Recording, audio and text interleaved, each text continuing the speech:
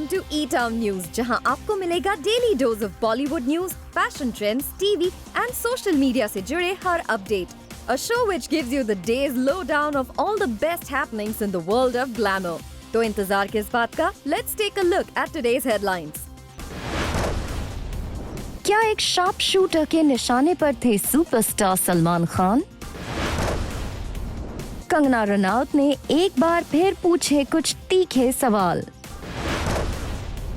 Social media users के बीच क्यों रणबीर कपूर बन गए टॉपिक ऑफ डिस्कशन?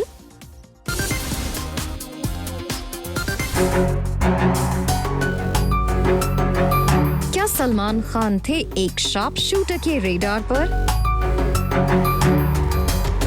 क्या सलमान खान को जान से मारने की कोई कर रहा था प्लानिंग?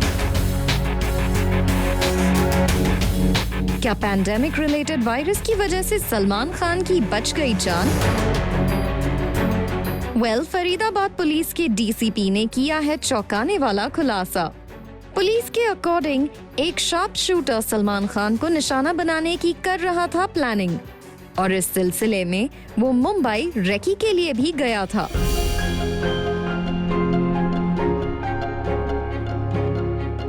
ये है एक शॉकिंग न्यूज, लेकिन जिस तरह के डिटेल्स पुलिस ने शेयर किए हैं वो किसी के भी होश उड़ा सकते हैं. रिपोर्ट्स के मुताबिक सलमान खान को टारगेट करने की प्लानिंग का कनेक्शन उनके ब्लैक बक केस से है.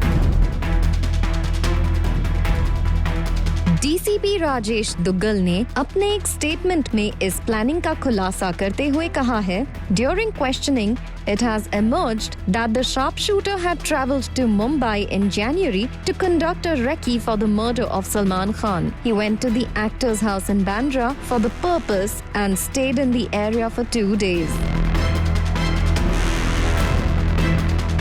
पुलिस ने रिवील किया है कि शार्प शूटर ने सलमान खान को मारने की प्लानिंग लॉरेंस बिश्नोई के कहने पर की थी, जो कि उसी बिश्नोई कम्युनिटी से है जो ब्लैक पक को पूजते हैं.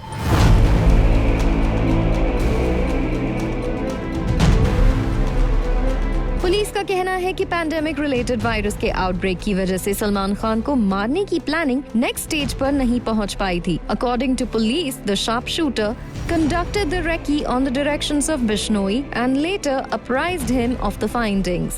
However, they were unable to take their plan to the next stage because of the virus outbreak. वैसे पुलिस ने ये भी रिवील किया है कि साल 2018 से ही ये गैंग सलमान खान के खिलाफ साजिश कर रहा था.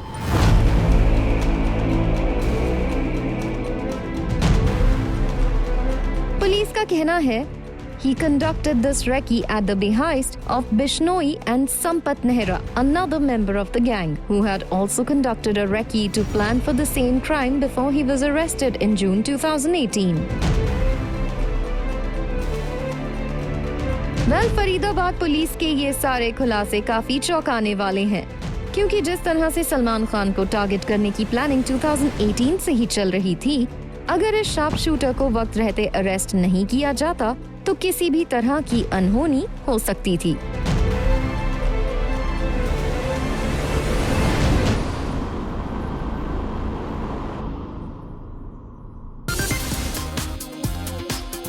Actually, a look-alike? Arey, yeah, there's a Temu doll. Look-alike? This is the Temu doll. It looks like look-alike of Temu, I'm telling you. And they've given me the doll. And you have that? No, of course I don't have that. No, of course I have that. Can you give it to me? Yeah, I have that. Of course, it's such a lovely present. He's How such could I an not have adorable it? kid. But you don't understand. So you have him for real. Give me the doll. Yeah, I'll give you the doll. Yeah, but Pakka promise. On Zoom, you promise. On Zoom, I promise that I will give you the doll. क्या सुशांत सिंह राजपूत और सारा अली खान के alleged relationship पर थी किसी की नजर? क्या किसी के प्रेशर की वजह से ये alleged रिलेशनशिप हो गया ब्रेक? सुशांत सिंह राजपूत के दोस्त और फ्लैटमेट रह चुके सैमुअल हाउकेप ने अपने एक सोशल मीडिया पोस्ट से सबको चौंका दिया है. सैमुअल ने सोशल मीडिया पर केदारनाथ को स्टार्स सारा अली खान और सुशांत सिंह राजपूत के बारे में जो पोस्ट डाला है, उसमें उन्होंने कहा है, I remember the time during Kedarnath promotions. Sushant and Sara were totally in love. They were inseparable. So pure and childlike innocence. They both had tremendous respect for each other, which was so rare to see nowadays in relationships. Samuel ने अपने post में ये भी लिखा, Sara along with Sushant had genuine respect for everyone in Sushant's life, be it family, friends, and even staff. I wonder whether Sara's decision to break up with Sushant right after Sonchiriya's box office performance was due to any pressure by the Bollywood mafia. Well, Samuel के इस post के बाद सभी हैरत में हैं, क्योंकि केदारनाथ की रिलीज से पहले सारा अली खान और सुशांत सिंह राजपूत के रिलेशनशिप को लेकर रूमर तो कई बार आए थे, लेकिन इस पर कभी इन दोनों स्टार्स ने रिएक्ट नहीं किया था. I think my favorite thing about Sushant is that he is selflessly helpful. You know, I think that it's not very often that you come across people like that. You know, I mean, he's been so helpful to me. He's done so much more than what's required from him for me, and I'm like thoroughly appreciative of that. And something I don't like about Sushant. I'm already smiling by the way. Yeah, I think because he knows where this is going. But you know, sometimes it's very rare. But sometimes in an urgent scenario, you need a quick answer. You know, you need yes, no, three. Yeah. You know, it's always like a little bit more complicated than Layers that. होते हैं हर answer के पीछे. हाँ, और this answer start like that also. Okay, her answer के पीछे layers होते हैं. तो हम यहाँ से, and I'm like नहीं, अभी. She's very intelligent to understand where and what all to work on. Yeah. And her intelligence doesn't stop her to look for more learnings. So this is one. And the thing that I would, if I was at her place and I would try avoiding it, would be being obsessed about the future. और अब कंगना रनौत ने भी इस पर अपने views किए हैं share. Kangana ने ट्वीट किया है, News of Sushant Singh Rajput and Sara affair was all over the media. Apparently, they were even sharing a room during their outdoor. Why these fancy nepotism kids show dreams to vulnerable outsiders and then publicly dump them? No wonder he fell for a vulture post that.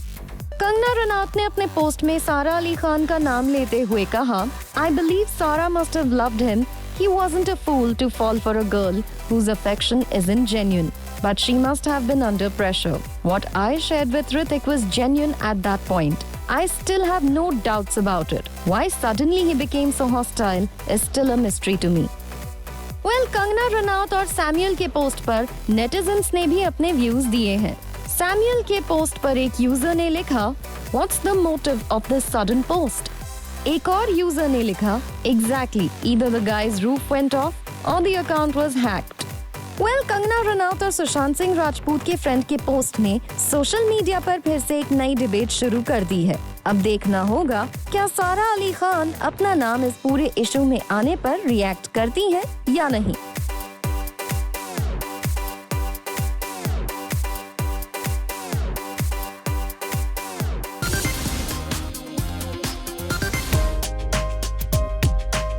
Ranbir Kapoor का social media पर बना मजाक.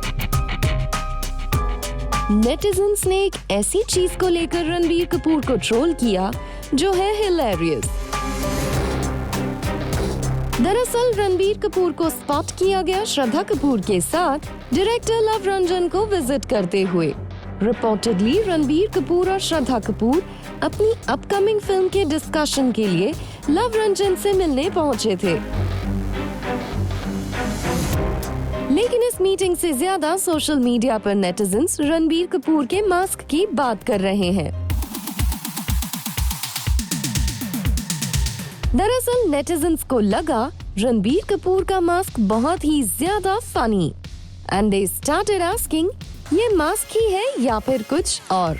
एक user ने लिखा, what's up with that funny looking mask.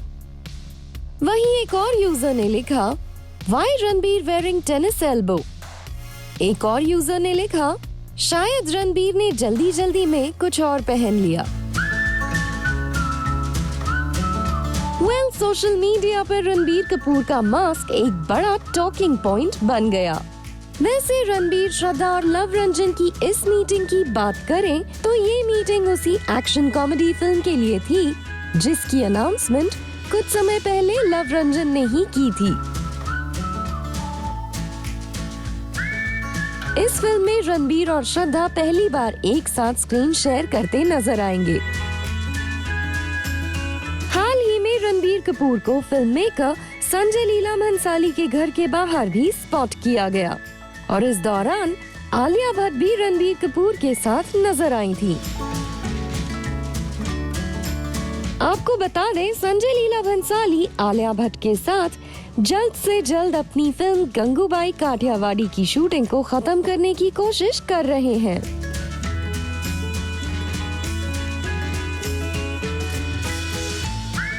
Ranbir, Alia और संजय लीला भंसाली की इस मीटिंग के बाद स्पेक्यूलेशन स्टार्ट हो गई कि रणबीर कपूर जल्द ही संजय लीला भंसाली के किसी अपकमिंग प्रोजेक्ट में नजर आ सकते हैं।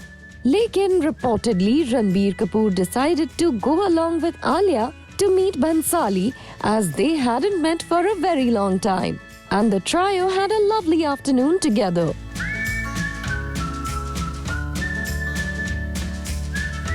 And no movie project was discussed. वैसे रणबीर कपूर के फैंस संजय लीला भंसाली के पास उनकी विजिट से काफी एक्साइटेड हो गए थे, पर अब लगता है इसके लिए रणबीर कपूर के फैंस को कुछ और इंतजार करना होगा।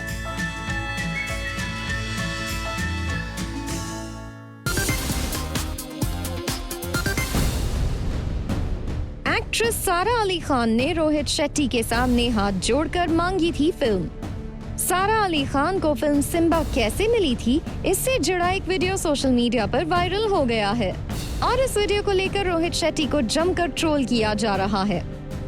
नेटिजन्स रोहित शेट्टी को निशाना बना रहे हैं क्योंकि उन्होंने एक स्टार किड को सपोर्ट किया था।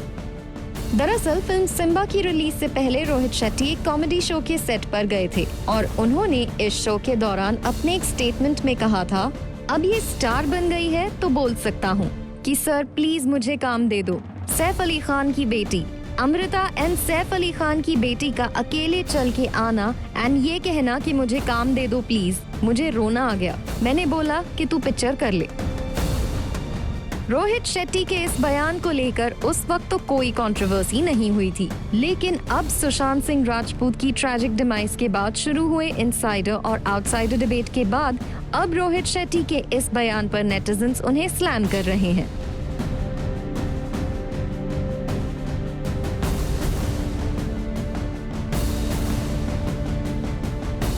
एक यूजर ने रोहित शेट्टी के इस कन्फेशन पर कहा, mister Rohit Shetty, you yourself struggle so much. Hard workers का इस लेवल पे इंसल्ट मत करो। सैफ की डॉटर आपके ऑफिस तक चल के आई, ये देख के आपको रोना आया? क्यों? Their feet hurt from that effort.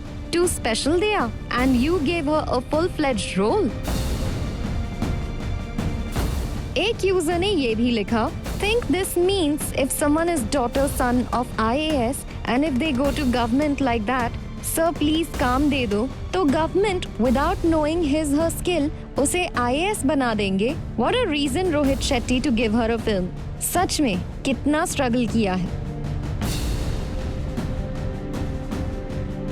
एक यूजर ने इस वीडियो को सुशांत सिंह राजपूत के स्ट्रगल से जोड़ते हुए कहा, एक स्टार किड काम मांगने दफ्तर आ गई तो डायरेक्टर को रोना आ गया। मतलब बाकी तो डायरेक्टर को घर बुलाकर काम मांग लेते होंगे। बॉलीवुड सुशांत जैसों के लिए कितना मुश्किल रहा होगा, ये इस वीडियो से समझ आता है। आप किसी अपेक्षा के साथ ना जाइए, युद्ध की तरह लड़ना होगा अपना ही करियर।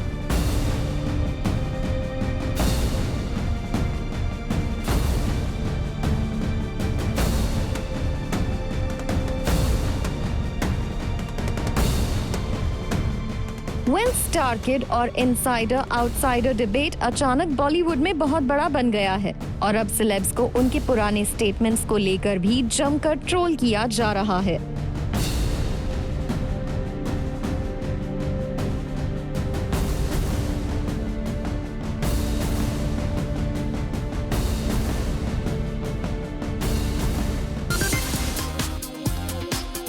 ये तो बड़ा ही डबल फेस है। रिया चक्रवर्ती हर इशू में, हर मामले में अपना एक दोहरा चेहरा दिखाती है।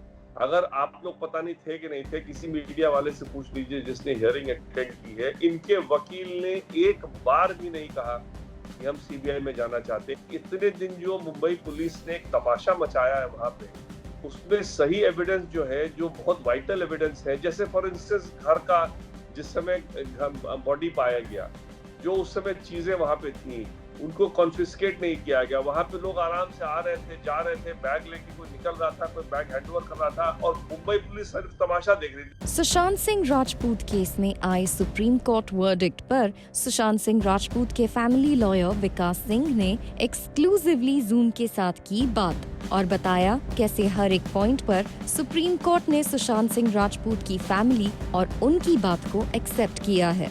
सुप्रीम कोर्ट ने जो हमारी सारी बातें थी मान ली, एक एक बात हमारी मान ली है। तो जैसे हमने कहा था कि 406 में ये इन्वेस्टिगेशन ट्रांसफर हो ही नहीं सकता, बिकॉज ट्रांसफर कोर्ट पे जब मामला हो तब हो सकता है। कोर्ट में अभी मामला गया नहीं है, कोर्ट कॉन्क्लूजन्स के बाद ही जाता है। तो नंबर 1 वो मान लिया है। नंबर 2 ये मान लिया है कि पटना को जुरिस्डिक्शन था एफआईआर दर्ज करने का।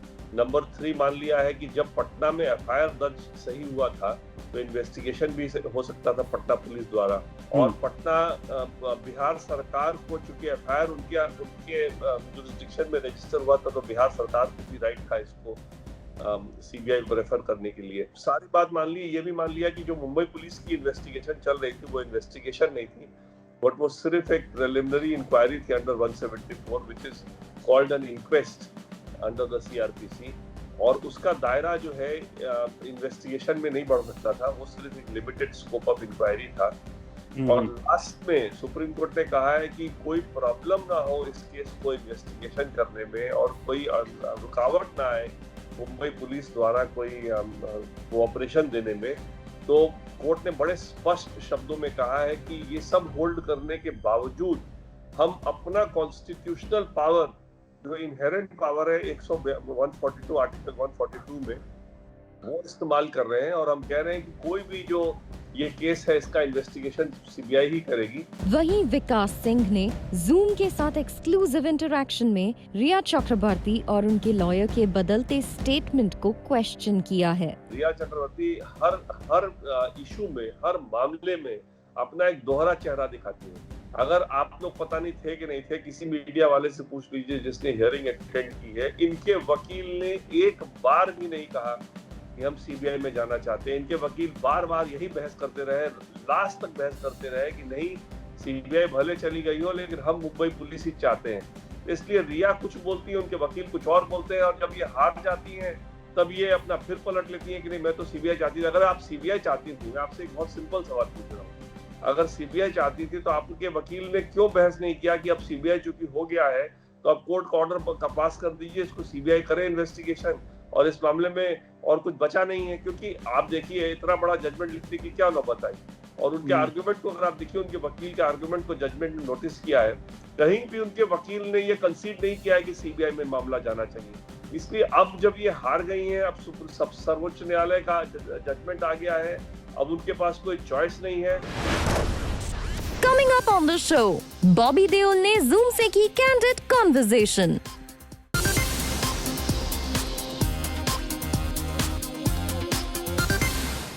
You know, you've seen my career.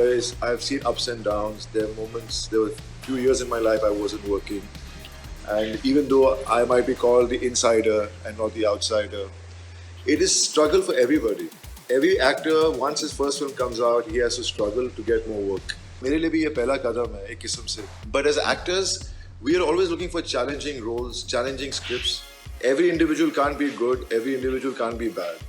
Every cop can't be good.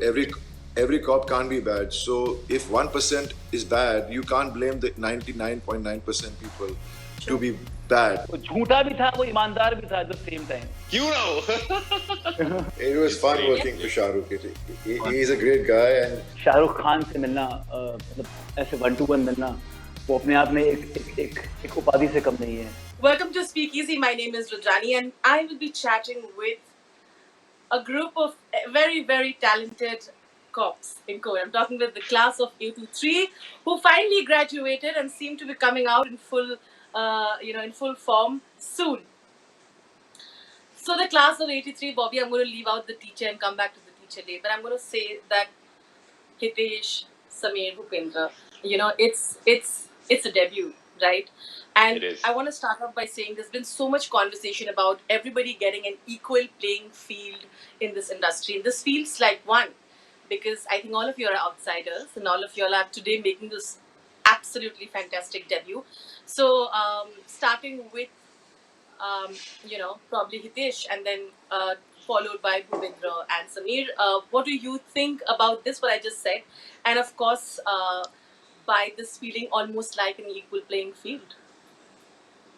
It is exactly how you put it, Indrani. It is an equal playing field right now, and we are examples of the said phenomenon.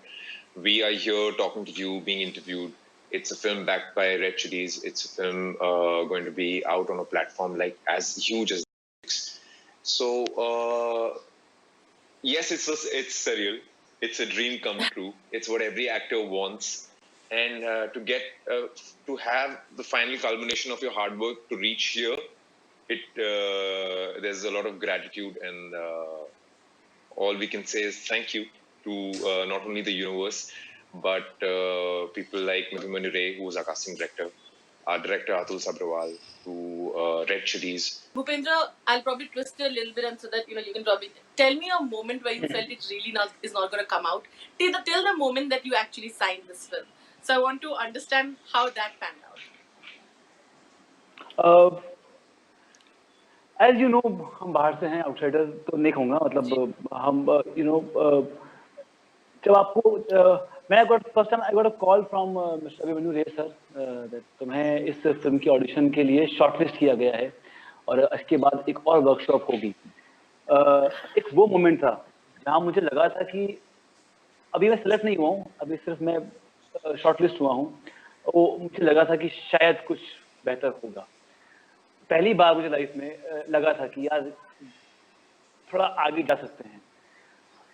And फिर आई workshop, उसमें हम लोगों ने अपना जी जान लगा दी. It was a wonderful experience, work with such a wonderful cast.